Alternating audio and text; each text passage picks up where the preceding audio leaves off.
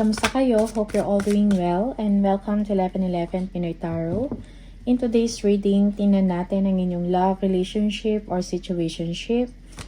Ano yung energy ng person mo towards you or towards the connection. Please subscribe, like, comment, and share. And please tap the bell for updates from this channel. Maraming salamat sa inyo, Aries.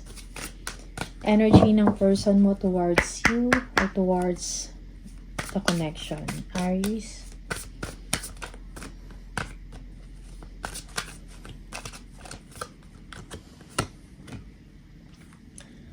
Unworthy. You are a better person than I am. Reminiscing. I miss our inside jokes. Okay. Namimiss ka ng person mo. Maybe this is your ex. Okay.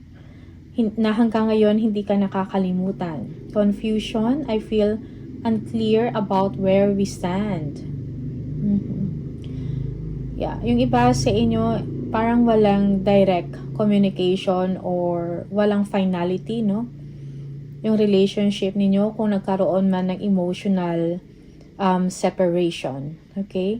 Your person thinks na parang ikaw lagi yung magaling, ikaw yung tama, or mas maganda yung status ng buhay mo, mas maganda yung trabaho mo. Namimiss ka ng person na to. Confused siya sa kanyang nararamdaman. And parang hindi niya alam kung ano yung plans mo sa kanya, Aries. Okay? Reciprocity. I want to have equal give and take. Okay? Also, may issue dito like parang yung isa lang, no? Parang dalawa kayo pero isa lang yung, you know, parang isa ka lang sa relasyon, okay? Or one-sided lang, no? Walang give and take, kumbaga. It's either you, ikaw lang give ng give, and your other person or this person take lang ng take, or it is the other way around, or baliktad, no? Siya naman yung give ng give sa'yo, umiintindi sa'yo, okay? Lagi kang busy. And ikaw naman take ka lang ng kanyang attention at ng time, okay? And parang binabaliwala mo siya, okay? Parang ito yung pakiramdam ng tao na to, ng person mo, Aries. Tingnan natin.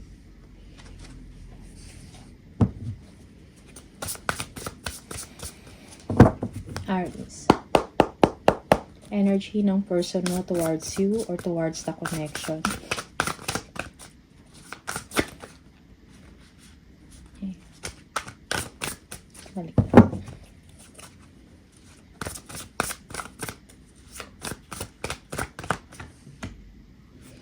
Six of Pentacles. Yeah, yung person na to is willing makipag-compromise sa inyo, Aries. Okay? Parang ikaw yung nagkukumpleto sa kanya. It's like, parang, ikaw yung achievement niya. Okay? Masaya siya pagkasama kanya. Also, this person is, yeah, parang gusto niyang ibigay. Meron siyang, siguro, plano to. Or meron siyang hinahangad na kakayanin niya ang lahat para ibigay sa'yo kung ano yung kailangan mo or kung ano yung gusto mo. Okay? Because this person doesn't want to lose you. Importante ka sa tao na to, Aries. Yeah, this person needs communication from you or open communication. Yeah, the Lovers. Yeah, parang may problema, no, like walang clear communication, no, or clear na path or kung ano talaga yung direksyon ng inyong relasyon. Okay? Kulang dito ng understanding. Parang hindi kayo nagkakatugma. And the King of Swords. Okay? Also, this person, Aries, yung parang mahal ka niya, gusto ka niya, but at the same time, siguro ma-pride din, hindi niya pinapakita sa'yo or hindi niya sinasabi sa'yo, no? Honestly, kung anong kanyang nararamdaman. At kung ano yung nais niya sa relasyon ninyo or sa inyong connection. Okay? This person, physically or sa panglabas, parang wala siyang nararamdaman or cold, no?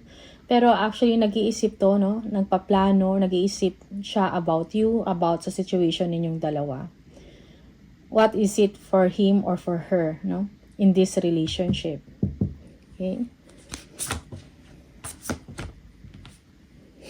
You might be dealing with an air sign, Gemini, Aquarius, Libra. Okay? Temperance.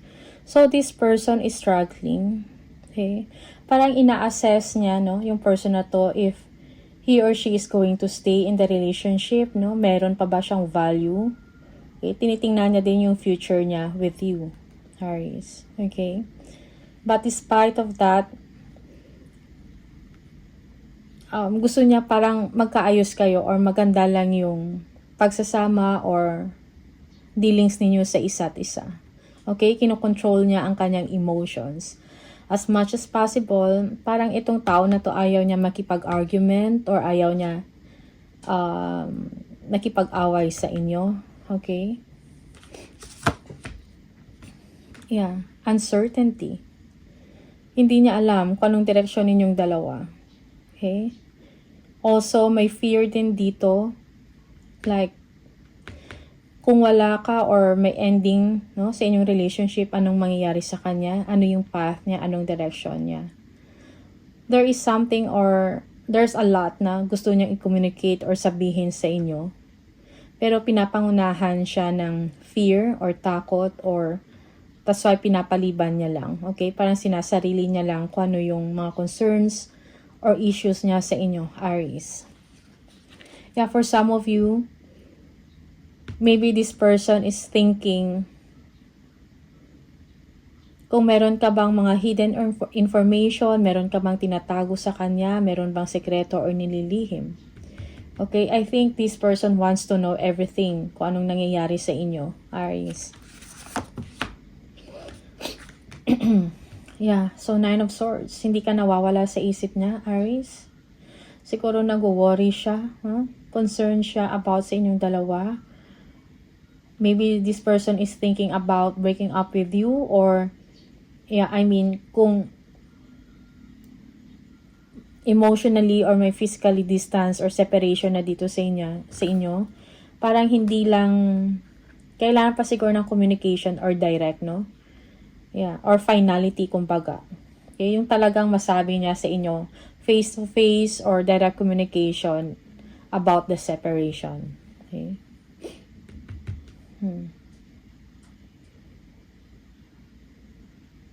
Yeah, pinag-iisipan niya to, Aries.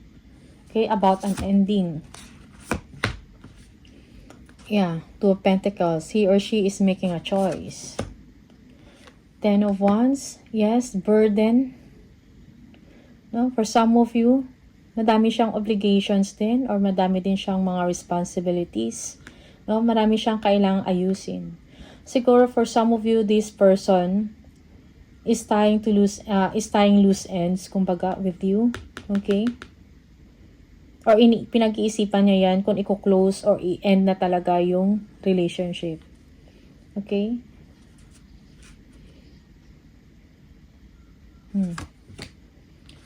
The Empress. But this person is really attracted to you, Aries. Okay? Yeah. Also, meron ding problema, maybe for some of you, merong concern dito na mahirapan ka or nahirapan ka sa pagbuntis. Okay? May problema about, may problema about sa pagko-conceive, either you or the other person. Okay? Yeah.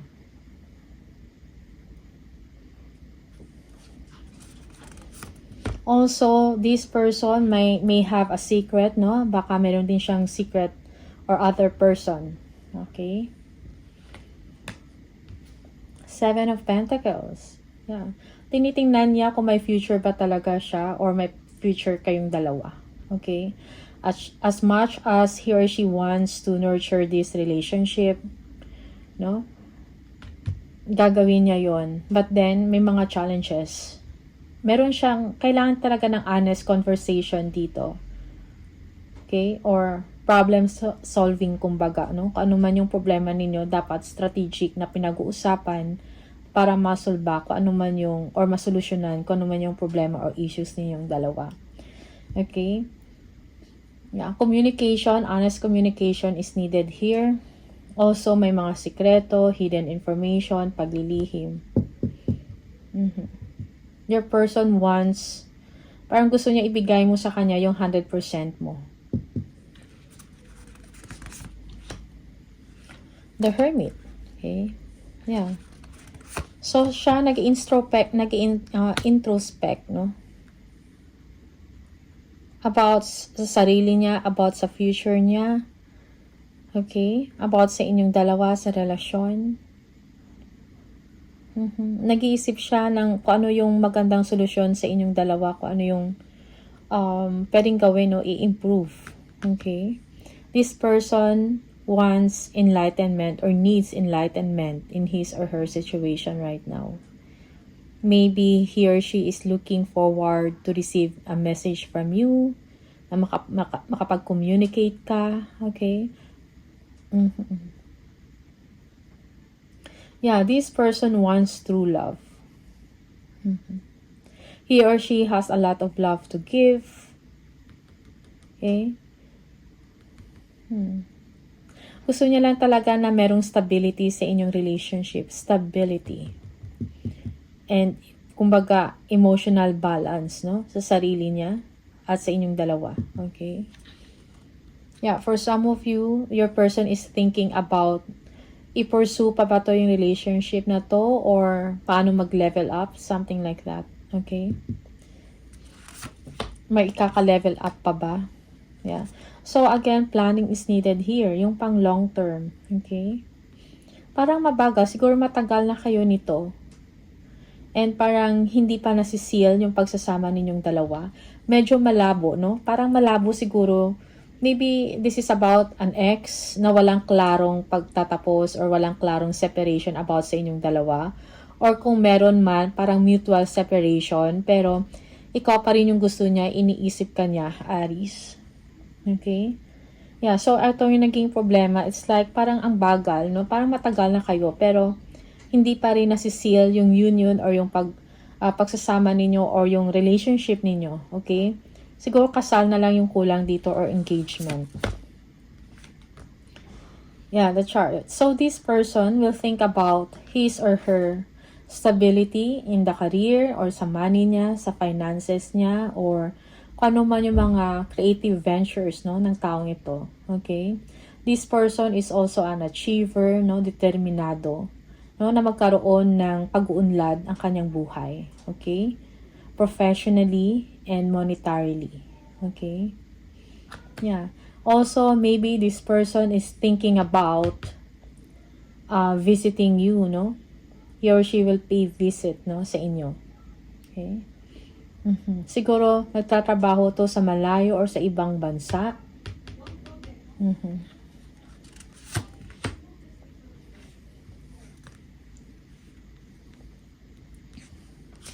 Yeah, this person is hurt. Again, siguro, yeah, merong separation dito. Merong third party. Okay? Yeah, merong third party. Maybe this person is dealing with a Leo for some of you. Okay? Yeah. But this person is trying to free himself or herself from this third party. Okay? Parang ready na siya mag-move on sa sarili niya. Okay? Yeah. And breaking away from unhealthy pattern or unhealthy behavior when it comes to relationship. This person wants freedom. Okay? So that's why maybe this person is looking forward to talk to you. Aries.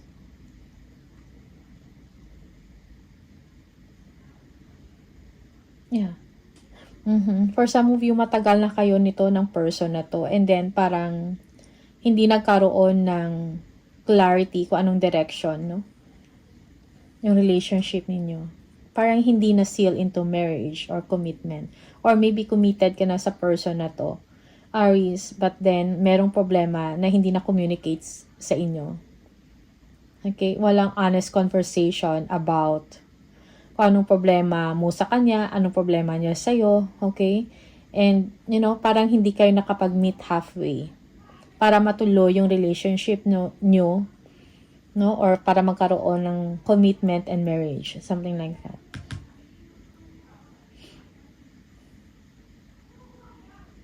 This person is ready to change his or her life, okay? And nakafocus ngayon siya sa kanyang future. There is a new beginning also in this person na nangyayari. Okay. Tignan natin.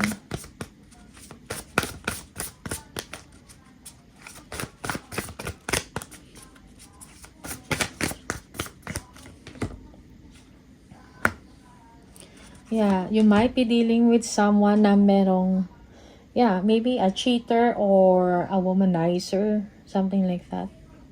Okay, parang magulo, parang hindi kayo nagkakaintindihan nito, no? Yeah, you're not on the same direction, no? Parang magkaiba kayo ng direksyon eh. Iba yung tinatahak niya, iba din yung sayo. Okay? This person, today, for example, gustong-gusto kanya, determinado siya sa inyo. But after some time, parang nag-iiba. Okay?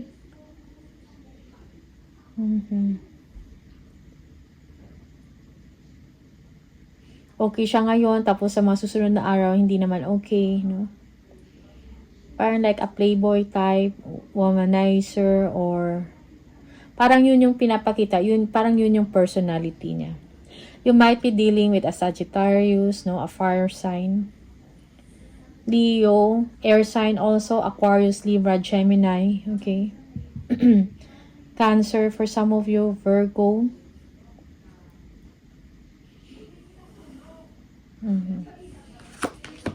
Yeah, Seven of Swords. Again, so maybe this person is a cheater, okay? Or hindi mo alam, meron siyang ginagawa or meron siyang iba, okay? Yeah, that's for some of you, but not all, okay? It's like siguro kung magkalayo kayo, parang hindi mo alam kung anong nangyayari sa kanya. In the same time siya, hindi niya din alam kung anong mga pinagkagawa or anong nangyayari sa inyo din. Okay, it's like merong paglilihim, pagtatago, pagtatraidor dito. Okay? Yeah.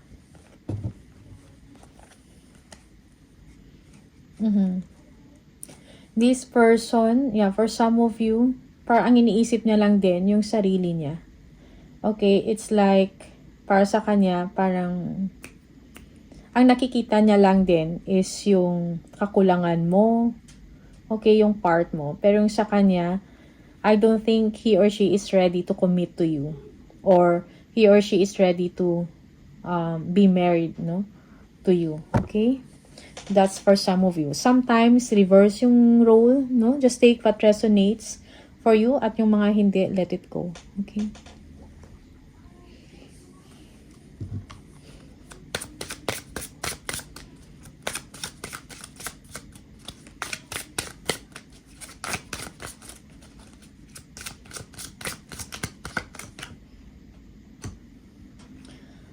So many things remind me of you. Okay? So, this person, naalala ka niya. May mga nakikita siya siguro na mga scenario or through music or sa mga movies na naalala ka niya.